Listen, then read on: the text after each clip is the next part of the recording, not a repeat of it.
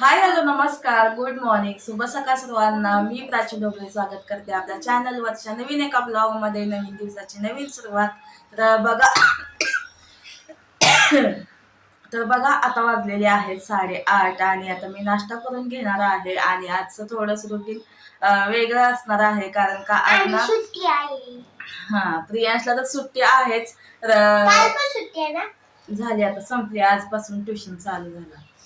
तर प्रियांशला तर सुट्टी आहेच, त्याचा ट्युशन आजपासून चालू झालेला आहे. आणि आज रुटीन वेगळं का असणार आहे कारण का आज मिस्टर घरी नाहीये, तर ते गेलेले आहेत बाहेर. तर ते आज जमलं तर आज येतील संध्याकाळी, नाही तर मग ते सकाळीच येणार आहेत. तर बाहेर गेलेले आहेत त्यांच्या फ्रेंड सोबत. तर जमलं तर आज संध्याकाळी येतील, त्याच्यामुळे नाहीतर नाहीच येणार असं म्हणलेले आहे. भरपूर लांबचा प्रवास आहे. तर चला. आणि आज मिस्टर नाहीत म्हटल्यानंतर काय एवढं काय टेन्शन नसतं. टिफिन वगैरे काय बनवलेला नव्हता. सकाळी उठले, त्यांना पोह्यांचा नाश्ता दिला, पोहे बनवले. सकाळी लवकर गेले, त्याच्यामुळे म्हटलं कधी नाश्ता करतील कधी नाही म्हटलं, आणि कुठे भेटेल नाही असं. त्याच्यामुळे की नाही म्हटलं नाश्ता द्यावा सकाळ सकाळ त्यांना. तर पोहे बनवून दिले त्यांना, नाश्ता करून ते गेलेले आहेत. आणि आता मी बनवणार आहे रव्याची इडली. तर रवा इडली बनवणार आहे. तर पाणी ठेवलेलं आहे गरम करण्यासाठी. म्हटलं चला तुमच्यासोबत पण शेअर करूया. तर चला, ब्लॉगला केलेली आहे सुरुवात. व्हिडिओ कसा होतोय काय होतंय शेवटपर्यंत बघा. तर चला, आता मी रवा इडलीसाठी काय काय घेणार आहे तुम्हाला दाखव. साधी सिंपल आहे, जास्त काय वेळ नाही. आणि रात्री बदलापूरमध्ये इतका पाऊस पडलेला आहे ना, पूर्ण वातावरण थंड झालेलं आहे. तर मी तर स्वेटर दुपारपर्यंत काढतच नाहीये, कारण का मला अशी पण थंडी लागते. आणि फिवर वगैरे असलं की थंडी वाजून येते अशी. त्याच्यामुळे की नाही फिवर वगैरे माझा कमी झालेला आहे. आणि आता रात्री अचानकच पाऊस पडला, मग अजून वातावरण चेंज झालं. तर दुपारपर्यंत मी तर स्वेटर काढतच नाही, एवढी मला थंडी लागायला लागली आहे. तर मी तर असं कधी स्वेटर वगैरे घालत नाही, तुम्ही बघितलंच असेल ब्लॉग मध्ये. म्हणजे उन्हाळा पावसाळा हिवाळा मी आधीच असं म्हणजे स्वेटर घातलेलं, कान बांधलेलं वगैरे तुम्ही मला बघितलंच नसेल. पण आता मी पहिल्यांदाच असं म्हणजे स्वेटर वगैरे घालून म्हणजे बसायला लागलेले आहे दुपारपर्यंत. तसं झालेलीच आहे कंडिशन. तर चला, जास्त वेळ न घालवता आपण इडली बनवून घेऊया. पाणी पण स्टीम झालेलं आहे, पटकन होतात रव्याच्या इडल्या, जास्त काय वेळ लागत नाही काय नाही. रवा घेतलेला आहे 2 वाटी. तर एकदम बारीक रवा असतो ना, तर तो आहे हा, तो घेतलेला आहे मी. आता याच्यामध्ये लिंबू टाकायचा आहे. लिंबू किंवा दही टाकायचं. दही नसेल तर लिंबू टाकला तरी पण चालेल. तर मी याच्यामध्ये लिंबू टाकून घेते. तर अर्धा लिंबू टाकायचा आहे. तर मी असं कट केलेले लिंबू आहेत, तर तेच घेतलेत. किंवा दही टाकला तरी चालेल, दही किंवा लिंबू दोन्हीपैकी एक टाकायचं. 1 पळी तेल घेतलेलं आहे. चवीनुसार मीठ टाकायचं. आता याच्यामध्ये थोडं थोडं पाणी टाकून इडलीचं कसं बॅटर असतं तसं आपल्याला करून घ्यायचं आहे. आणि हा बारीक रवा आहे, त्याच्यामुळे की नाही आपल्याला भिजायला ठेवायची काही गरज नाही आहे. पटकन आपण इडली बनवून घेणार आहे. पाणी पण स्टीम झालंय एक साईडला. पहिल्यांदा पाणी स्टीम करायचं, म्हणजे पटकन आपण इडली बनवू शकतो. आता आपण हे ना बॅटर बनवून घेतलं की लगेच सोडा टाकायचा ह्याच्यामध्ये. सोडा किंवा इनो दोन्हीपैकी एक टाकायचं आणि बनवून घ्यायचं. इडलीचं पिठाचं बॅटर कसं असतं तसं मी करून घेतलेलं आहे. याचा सोडा किंवा इनो टाकला तरी पण चालेल. मी खाण्याचा सोडा टाकते.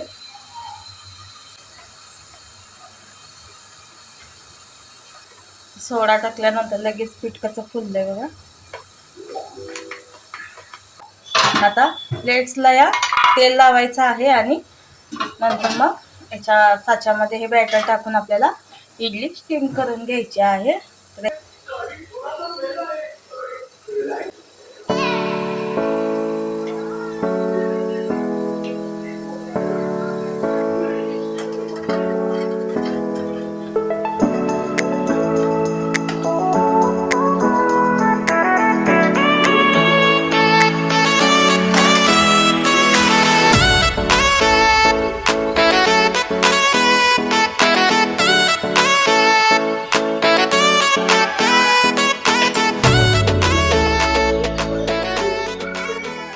तर बघा, मस्त अशा इडल्या तयार झालेल्या आहेत. आणि जास्त काही बनवलं नाही, थोड्याशाच बनवलेल्या होत्या, कारण प्रियांशन आणि मी दोघंच आहे आम्ही नाश्ता करण्यासाठी. तर नाश्ता तयार झालेला आहे. आणि त्याच्यासोबत खोबऱ्याची चटणी बनवलेली आहे. कोथिंबीर वगैरे टाकून असं साधं सिंपलच खोबऱ्याची चटणी बनवली. प्रियांश बघायला लागलाय TV. तर चला आता नाश्ता करून घेते. मस्त असा नाश्ता झालेला होता आणि एकदम हलक्या फुलक्या झालेल्या होत्या. प्रियाशला पण भरपूर आवडली इडली. त्यानं ना चटणीसोबत खाल्ली सगळी इडली. असं शक्यतो तो चटणीसोबत खात नाही, पण आता खाल्ली त्याने. आणि त्याला कसं म्हणजे आपण जेव्हा पोहे टाकून जी इडली बनवतो ना त्याची टेस्ट वेगळी असते. त्याला ती इडली जास्त आवडते. ती कशी नुसत्या तो खातो. त्याला ही पण तशीच वाटली म्हणून तो नुसतीच खायला बघत होतं. पण चटणीसोबतच रवा इडली असते ती छान लागते. तर चला आता दोघांनी मिळून आम्ही नाश्ता केलेला आहे. मस्तच असा हलका फुलका नाश्ता झालेला होता. आज तर नक्की एकदा ट्राय करून. नंतर मग सगळं ब्लँकेट वगैरे ह्या सगळ्या धुवायला काढल्या. आणि जसं म्हणजे तब्येत ठीक नाही आहे तसं म्हणजे सारखं हातरूनच टाकते मी. तर काम झालं की जरासं आराम करायचं, काम झालं की आराम करायचं असं माझं चाललेलं होतं. आज म्हटलं झोपायचंच नाही काय केल्यानं. आणि आता नवीन वर्ष चालू होते म्हटलं जराशी घराची क्लिनिंग वगैरे करायचं चाललेलं आहे माझं. जराशा जाळ्या वगैरे झालेल्या आहेत तर त्या काढून घ्यायचं म्हटलं. तर झाडून काय असं म्हणजे खालच्या वगैरे निघतात, पण वरती पण अशा कानाकोपऱ्यामध्ये ज्या जाळ्या असतात ना तर मी ह्या झाडूने काढते. तर हा झाडू खूप मस्त आहे. तर डीमार्टमधून मी आणलेला आहे हा. आणि ॲडजस्टेबल आहे. जेवढा पाहिजे तेवढा का नाही आपण त्याला म्हणजे कमी जास्त करू शकतो. मस्त असं कानाकोपऱ्यातल्या सगळ्या जाळ्या वगैरे असतात ना त्या निघतात. टेबल खुर्ची घ्यायची पण गरज नाही. आपण म्हणजे जसं पाहिजे तेवढं आपण ॲडजस्ट करू शकतो असा तो झाडू आहे. खूप आवडतो मला तो. तर त्यानंच मी काढते कोपऱ्यातल्या कानाकोपऱ्यातल्या सगळ्या जाळ्या वगैरे. आणि मंदिरामध्ये बघा जसं मी तिळाचा म्हणजे तेलाचा म्हणजे दिवा जशी लावायला लागले तेव्हापासून असं काळं व्हायला लागलेलं आहे. त्यांना खूप अशी काजळी पकडते त्या तेलाने. मी गोड तेलाचंच लावायचे, कधीसुद्धा असं घरामध्ये काळं वगैरे कधी झालं नव्हतं. पण जसं तेलाचं लावायला लागले की नाही तसं ते काळंच व्हायला लागलं आहे. तर काय करायचं मला पण काही समजेन झाले. पण म्हणतात ना म्हणजे तिळाचं तेलच चांगलं असतं दिवा. तर पण त्यानं काजळी जास्त पकडते. तर मला तर नाही वाटत ते योग्य, कारण पूर्ण घर असं सगळं काळं व्हायला लागलेलं आहे. तर आता हे संपवते आणि नंतर मग गोड तेलाचंच आपला जसा म्हणजे लावायची पहिल्यापासून तसंच मी चालू ठेवणार आहे. तर नंतर भरपूर असे थकलेले होते. सगळा झाडू वगैरे मारून घेतला, फॅन पुसून घेतले, सगळं कानाकोपऱ्यातल्या जाळी सगळं काढलं. आणि इतकं थकायला झालं की नाही अक्षरशः असं वाटायला लागलं की चला परत झोपून टाकावी की काय. पण नाही म्हटलं आता झोपायचंच नाही म्हटलं. भरपूर झोप झाली, भरपूर आराम झालेला आहे. तब्येत पण आता ठीक आहे ना. आपण कसं ते सारखं दुखतंय म्हटलं की नाही तर ते आपल्या की नाही कसं आपल्या अंगात पण अशी निगेटिव्हिटी राहते, घरात पण राहते. त्याच्यामुळे की नाही पूर्ण असं चिडचिड म्हणा ते सगळं म्हणजे वातावरणच सगळं चेंज होऊन जातं. नवीन वर्षाची छान अशी सुंदर अशी मला म्हणजे सुरुवात करायची आहे. त्याच्यामुळे माझं चाललेलं आहे हे सगळं क्लिनिंग वगैरे. मला म्हणजे 1 तारखेच्या आतमध्ये हे सगळं आवरायचं आहे. रोज चाललंय थोडं असं हळूहळू करते जसं जमेल तसं. तर चला आता स्वयंपाक करून घेते. स्वयंपाकामध्ये मी आज डाळ भात बनवलेला आहे. प्रियांचे पप्पा काय आज संध्याकाळी नाही येणार, आम्ही दोघंच आहे. त्याच्यामुळे डाळ भात फक्त बनवलेला आहे. आणि प्रियांश काय डाळ भात आता खाईल आणि अंड्याची पोळी एक बनवते. आणि तो ट्युशनला जाईल. आता कारली आणलेली होती आणि बऱ्याच दिवस झालं, आता 4-5 दिवस झाले आणून, तर ते काही खाल्लंच नाही आम्ही.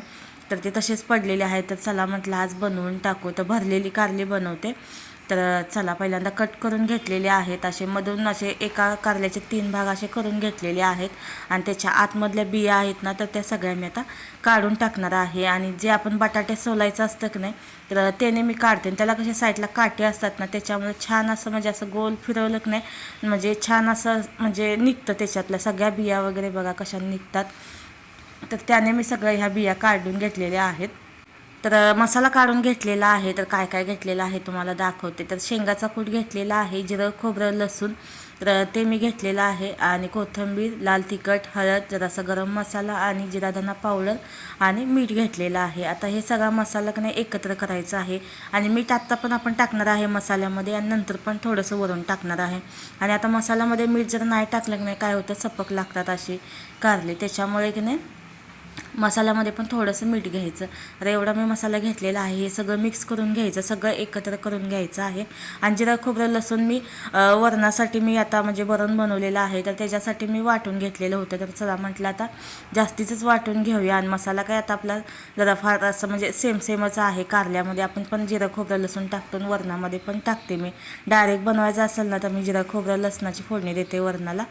तर ते पण मी लावलेलं आहे. तर म्हटलं चला आज कारलीच बनवून घेऊया.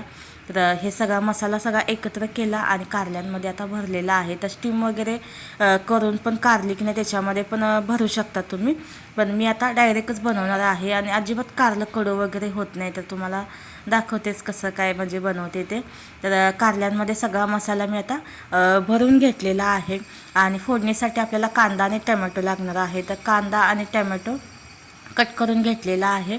तर चला आता आपण कारलं बनवून घेऊया. तर मी कारलं बनवताना डायरेक्ट बनवायचं असेल ना तर कुकरमध्ये बनवते. तर मला म्हणजे माझा अनुभव असा आहे की कारलं नाही कुकरमध्ये बनवलं की नाही ते कडू होत नाही, कारण का त्याच्या ज्या शिट्ट्या होतात ना तर त्याच्यातून असा कडूपणा असतो ना तर तो सगळा निघून जातो असं मला वाटतं. जेव्हा मी कढईमध्ये बनवते ना तेव्हा कारलं कडू होतं, पण जेव्हा कुकरमध्ये बनवते ना तेव्हा अजिबात असं कडू लागत नाही. त्याच्यामुळे मी ना कुकरमध्येच म्हणजे कारल्याची भाजी बनवायची असेल ना कुकरमध्येच बनवते.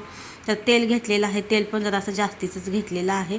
त्याच्यामध्ये कांदा आणि टमॅटो मी भाजून घेतलेला आहे आणि आता कारली आपण भरून घेतलेली त्याच्यामध्ये टाकलेली आहेत. कारली पण चांगली 5 मिनटं तेल कांद्यामध्ये परतून घ्यायची आहे. तर बघू शकता अशा प्रकारे ना चांगले 5 मिनटं तरी म्हणजे आपल्याला परतून घ्यायची आहेत कारले. आणि कारल्याची भाजी ना 2-3 प्रकारे मी बनवते, तर त्यातलाच हा एक प्रकार. तर अशी पण भाजी बनवली ना अजिबात कडू होत नाही. तर नक्की एकदा ट्राय करून बघा, ही एक ट्रिक आहे. कुकरमध्ये कारलं बनवून बघा, कडू होत नाही अजिबात. आणि थोडंसं पाणी टाकलेलं आहे, कारलं शिजेल इतपत पाणी टाकलेलं आहे. कुणाला पातळ आवडतं, कुणाला म्हणजे सुकी सुकी आवडतात. तर जराशी मी अशी ग्रेव्ही त्याच्यामध्ये ठेवणार आहे, तेवढं मी पाणी टाकलेलं आहे. वरून थोडंसं मीठ टाकलेलं आहे, कोथिंबीर टाकलेली आहे आणि आता झाकण लावायचं आहे आणि 3 शिट्टी काढून घेणार आहे. 2-3 शिट्टीमध्ये शिजून जातं कारलं. तर 3 शिट्टी मी काढून घेते आणि नंतर तुम्हाला दाखवते. तर बघा आता कुकर थंड झालेला आहे. नंतर मग भाकरी बनवून घेतली, प्रियांशला ट्युशनला सोडून आले. तर मस्त असं आता म्हणजे कारल्याची भाजी तयार झालेली आहे. मला तर भरपूर आवडतं कारल्याची भाजी. तर बघा मस्त असं भरलेलं कारलं तयार झालेलं आहे, अजिबात कडू वगैरे झालेलं नव्हतं. तर कुकरमध्ये एकदा मी जसं सांगितलं ना तशा टाईपमध्ये तुम्ही एकदा करून बघा, म्हणजे तुम्हाला समजेलच. तर चला मस्त असं कारलं शिजलेलं आहे, डब्यामध्ये काढून ठेवते. आणि आता म्हटलं म्हणजे ही सगळी भांडी आहेत ना ती घासून घ्यावीत, आणि म्हणजे कसं नंतर मग संध्याकाळचं काही एवढं काही टेन्शनच नाही आता. तर बघा मस्त असं कारल्याची भाजी मसाला टाकून तयार झालेली आहे. आय होप की तुम्हाला कारल्याची रेसिपी आहे ही, तर ही पण आवडली असेल तर लाईक करा. तर चला या सगळेजण जेवायला आता जेवण वगैरे करून घेते आणि आजचा ब्लॉग आहे तो मी इथंच थांबवते. आय होप की तुम्हाला आवडला असेल तर लाईक करा आणि पूर्ण व्हिडिओ पाहिल्याबद्दल खूप सारे धन्यवाद. भेटते छानसा व्हिडिओ घेऊन लवकरच, तोपर्यंत तुमची काळजी घ्या. बाय.